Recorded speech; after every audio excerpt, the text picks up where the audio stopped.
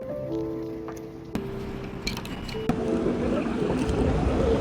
hospital is actually huge. I need like 5 to 7 minutes to walk from one corner to another to get to the birth unit. So it's gonna be my 38 weeks appointment. Today we're gonna discuss my GBS test results and what to do with that. And another important thing is we'll discuss my birth plan. I printed 2 copies of my birth plan just in case. One will be kept in the hospital and another one I'll just bring to the labor process itself. And by the way, I prepared my birth plan based on the example of one of the influencers I follow.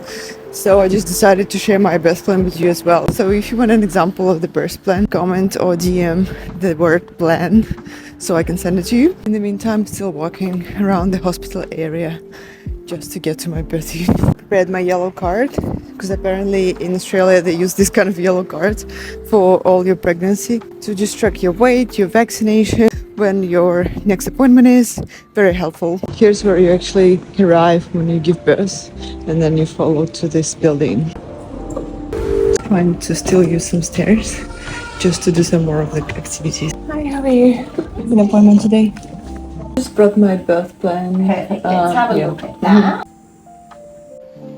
Finished my appointment and it was great as usual because I really like my midwife. I'm actually not in either MGP or MAPS group, which means you have a specific midwife attached to you, but I still managed to get all of my appointments with the same midwife, which basically is a similar thing. The difference is that she won't be present at my labor 100%, but it was still great to have the same person looking after you all this time, and she was really nice. So the good news, I had my GBS negative, and that means I don't really need the antibiotics by default during my labor. And we also went through my birth plan. It's basically how the birth plan looks like. It's just a piece of paper. My midwife also did some notes. The interesting part is that she actually said most of it is pretty standard practice, like skin to skin contact or late cord clamping. Great news, because it means I won't really have to care much about whether they will do this or not.